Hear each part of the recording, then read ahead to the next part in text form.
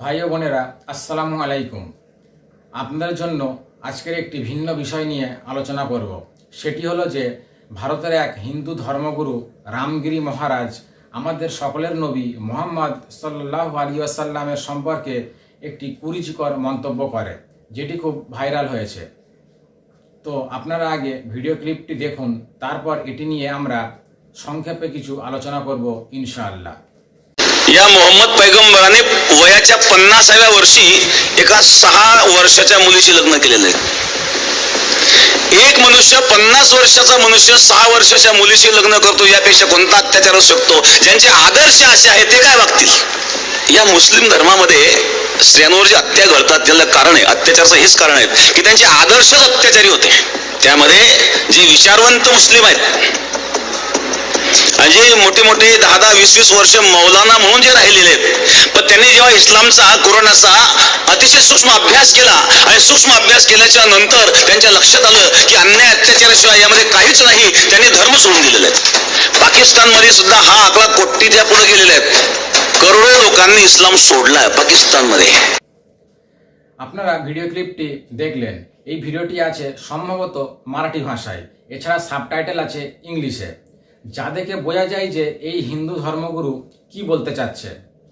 তবু আমি আপনাদের সামনে এই ব্যাপারটা সংক্ষেপে তুলে ধরতে চাই বাংলা ভাষায়।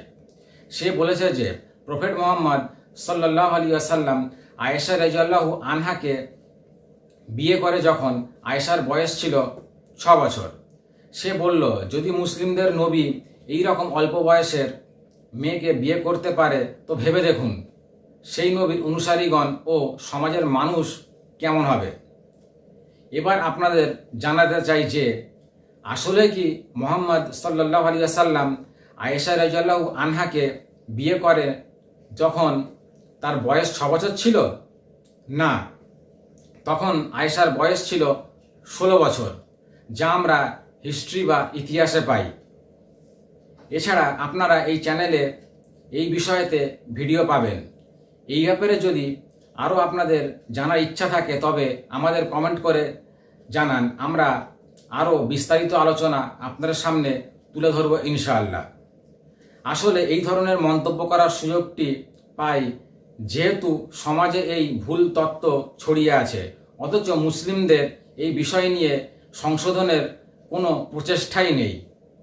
তাহলে মুহাম্মদ সাল্লাল্লাহু আলাইহি ওয়াসাল্লামকে যে অপবাদ দেওয়া হচ্ছে সেটা ভিত্তিহীন। তার মানে হিন্দু ধর্মগুরু কথাগুলির কোনো মূল্যই বাকি থাকলো না। রামগিরি মহারাজ হিন্দু ধর্মগুরু। আমরা দেখে নিই হিন্দু ধর্মগ্রন্থে মুহাম্মদ সাল্লাল্লাহু আলাইহি ওয়াসাল্লাম সম্পর্কে কি বলা হয়েছে। আপনারা এই ভিডিও ক্লিপটি দেখুন। সেই একইভাবে বিভিন্ন পূর্ববর্তী গ্রন্থের মধ্যে সেই শেষ নবী বা ঋষি হয়ে যিনি আসবেন অর্থাৎ মুহাম্মদ সাল্লাল্লাহু আলাইহি ওয়াসাল্লাম, সেই ভবিষ্যৎবাণী কিছু রয়েছে সেই হিন্দু ধর্মগ্রন্থের মধ্যে এবং অন্যান্য ধর্মগ্রন্থের মধ্যেও। সেটা হচ্ছে ভবিষ্য পুরাণ, পর্ব 3, খণ্ড 3, অধ্যায় 3, শ্লোক 5 থেকে 28। সেই ভবিষ্যৎবাণী ভবিষ্য পুরাণের এই মোটে 24খানা আয়াতের মধ্যে মুহাম্মদ সাল্লাল্লাহু আলাইহি ওয়াসাল্লামের ভবিষ্যৎবাণী শেষ নবী ও শেষ ঋষি হিসেবে নাম সহকারে এসেছে, নাম মোহাম্মদ সেই নাম সহকারে এসেছে এবং দুবার ভবিষ্যৎবাণী এসেছে একই অধ্যায়ের মধ্যে। একটা ভবিষ্যৎবাণী যেটা এসছে অথর্ববেদ বুক number 20 him number 127 versus 1 to 14। সেখানে প্রথম শ্লোকের মধ্যে রয়েছে নরাশংস শব্দ। নরাশংস শব্দ এসছে নর যুক্ত আশংস থেকে। নর অর্থাৎ একটা মানুষকে বোঝাচ্ছে, পুরুষকে বোঝাচ্ছে, এবং আশংস বহু প্রশংসিত বা উচ্চ প্রশংসিত। এই নরাশংস শব্দ দ্বারা কিছুই বোঝাচ্ছে না, বরং বোঝাচ্ছে একজন মানুষ যিনি বহু প্রশংসিত হবেন এবং যার নাম হবে বহু প্রশংসিত। আমরা জানি যে আরবিতে এর অনুবাদ করলে হয় মুহাম্মদ। এটা এই কারণে যে মনুস্মৃতি মনুসংহিতা অধ্যায় 11 শ্লোক 202, আমরা আরো যে ভবিষ্যৎবাণীগুলো আছে সেগুলোর দিকে যাব। যেমন অথর্ববেদ বুক number 20 him number 21 verse number 6, Atharvaveda বুক number 20 him number 21 verse number 7, Atharvaveda বুক number 20 him number 21 verse number 8, Atharvaveda বুক number 20 him number 21 verse number 9। এরপরে Rig Ved, book number 1, hymn number 53, verse number 9. Samved Agni, mantra number 64. Samved Uttarachik, mantra number 1500, 1500. আমরা দেখবো এবার হিন্দু ধর্মগ্রন্থের মধ্যে মুহাম্মদ সাল্লাল্লাহু আলাইহি সাল্লামের ভবিষ্যৎবাণী, শেষ ঋষি, শেষ নবী হিসেবে কত জায়গায় এসছে, নরাশংস শব্দ দ্বারা কত জায়গায় এসে, শুধুমাত্র একটা ভবিষ্যৎবাণী, তারপরে অন্য ভবিষ্যৎবাণী সময় থাকলে আমি আলোচনা করব। আপনারা গুনতে থাকুন, আমি বলতে থাকছি। যে নরাশংস শব্দ দ্বারা, যার হুবহু আরবি শব্দ মোহাম্মদের সমার্থবোধক শব্দ, এই শব্দ দ্বারা মুহাম্মদ সাল্লাল্লাহু আলাইহি সাল্লামের ভবিষ্যৎবাণী হিন্দু ধর্মে কতবার এসেছে আপনারা গুনতে থাকুন, আমি বলতে থাকছি। Rig Ved, book number 1, hymn number 13, verse number 3. Rig Ved, book number 1, hymn number 18, verse number 9. Rig Ved, book number 1, hymn number 106, verse number 4. Rig Ved, book number 1, hymn number 142, verse number 3. Rig Ved, book number 2, hymn number 3, verse number 2. Rig Ved, book number 3, hymn number 29, verse number 11. Rig Ved, book number 5, hymn number 5, verse number 2. Rig Ved, book number 7, hymn number 2, verse number 2. Rig Ved, book number 10, hymn number 64, verse number 3. Rig Ved, book number 10, hymn number 182, verse number 2.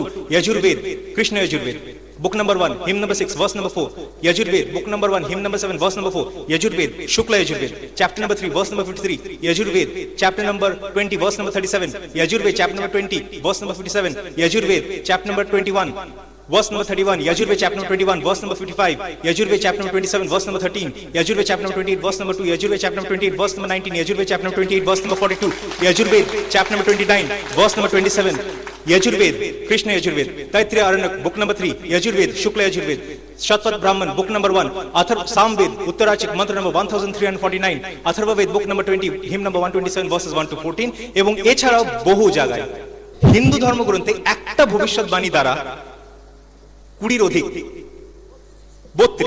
30-এর অধিক হিন্দু ধর্মগ্রন্থে মুহাম্মদ সাল্লাল্লাহু আলাইহি সাল্লামের গুরুত্ব ও মর্যাদা যে কতটা বেশি দেওয়া হয়েছে, এখন মডার্ন ডে হিন্দু পণ্ডিত ছেড়ে দিন, ওনাদের কথা গুরুত্ব রাখে, এরকম বলছি না গুরুত্ব রাখে না, কিন্তু ভবিষ্যৎবাণী যে কত বেশি গুরুত্ব রাখে আপনারা বুঝতে পারছেন নিশ্চয়ই। কল্কি অবতার সংক্রান্ত ভবিষ্যৎবাণী ভাগবত পুরাণে আছে, কল্কি পুরাণে আছে। ভাগবত পুরাণ খণ্ড 12, অধ্যায় 2, শ্লোক 13।